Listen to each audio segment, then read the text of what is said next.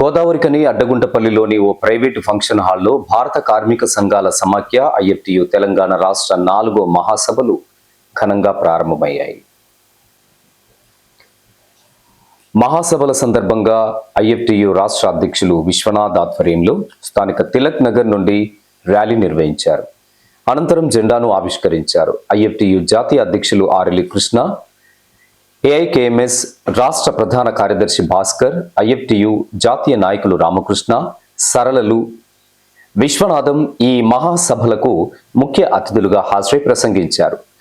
కార్మికుల మెడకు ఉరితాడుగా 4 లేబర్ కోడ్లు మారాయని అన్నారు. 12 సంవత్సరాల మోడీ షా పాలనలో ప్రభుత్వ రంగ సంస్థలు కార్పొరేట్ సంస్థలకు అప్పగించారని ఆరోపించారు.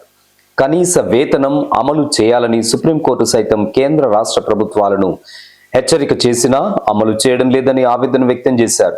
తెలంగాణ ఏర్పడి 12 సంవత్సరాలు అయినా ఉపాధి లేక నిరుద్యోగ యువత నేటికి ఉద్యమం చేస్తుండడం దురదృష్టకరమని పేర్కొన్నారు.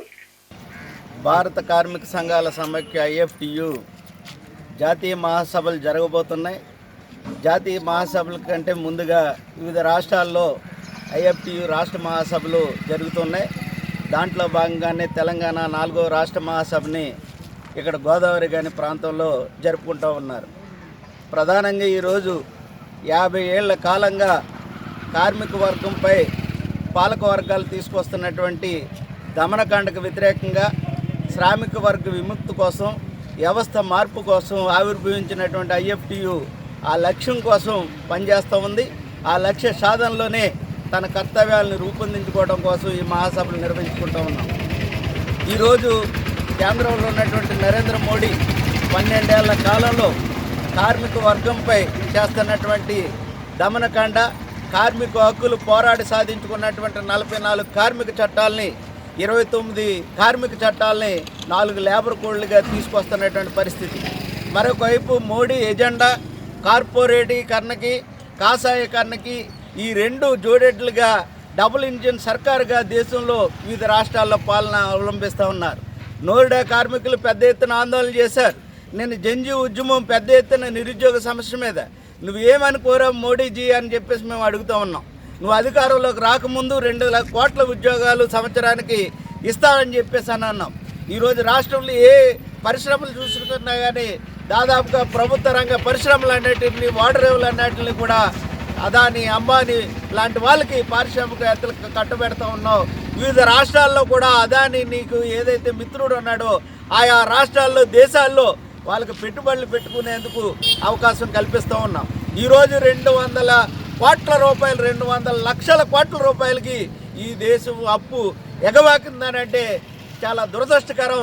ఆ భారం రేపొద్దున రాష్ట్ర ప్రజల మీద పడబోతోంది.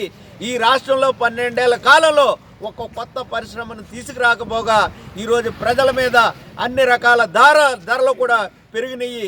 కార్మికుల హక్కులను కాలరాస్తున్నటువంటి పరిస్థితి ఉంది. ఈ అన్ని అంశాలని ఈ మహాసభల్లో చర్చించి రాబోయే కాలంలో కార్మికుల హక్కుల కోసం, పోరాడి సాధించుకున్నటువంటి హక్కుల కోసం పనిచేస్తామని చెప్పేసి అని ఆ హక్కుల్ని ఏదైతే నిర్వీర్యం చేస్తున్నారో పాలక వర్గాన్ని మరొకసారి హెచ్చరిక చేస్తున్నాం. ఆ హక్కుల్ని పరిరక్షించవలసినటువంటి బాధ్యత కూడా మీ మీద ఉందని చెప్పేసి అని హెచ్చరిస్తాం. దేశంలో, రాష్ట్రంలో బీజేపీ ప్రభుత్వం అధికారంలోకి వచ్చిన తర్వాత కార్మిక వర్గాన్ని మొత్తము ఉక్కుపాదంతో నలిపివేస్తూ ఉంది, కుదిపివేస్తూ ఉంది. అదేవిధంగా కార్మిక వర్గానికి ఉపయోగపడే 44 చట్టాలు ఏవైతే ఉన్నాయో ఆ 44 చట్టాలను 4 కోడ్లా కుదించి ఇవాళ కార్మిక వర్గాన్ని మొత్తం రోడ్డు పాలన చేస్తూ ఉంది బీజేపీ ప్రభుత్వం.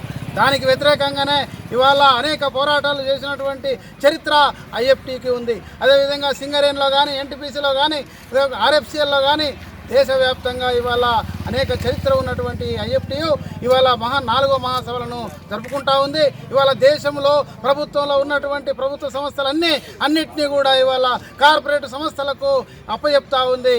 దానికి వ్యతిరేకంగా కూడా ఇవాళ ఈ మహాసభల్లో చర్చించి కార్యరూపణ తీసుకొని దాన్ని కార్మిక వర్గంలోకి తీసుకుపోయి కార్మికుల ఐక్యం చేసి కార్మిక వర్గ హక్కులను కాపాడడం కోసం, హక్కులను నిలబెట్టుకోవడం కోసం ఈ ఐఎఫ్టియు ఆర్నిసలు పోరాడుతుంది. ఈ సందర్భంగా ఈ మహాసభలో అనేక తీర్మానాలు చేసి కార్మిక వర్గానికి వాళ్ళ అండగా నిలవాలని ఐఎఫ్టియు కోరుకుంటుంది, అండగా ఉంటుంది. కార్మిక వర్గం అందరూ కూడా ఈ ఐఎఫ్టియు తీసుకోబోయే నిర్ణయాలను భాగస్వామి అమలు చేస్తారని కార్మిక వర్గానికి మరొకసారి ఐఎఫ్టియు తరఫున పిలుపునిస్తాం.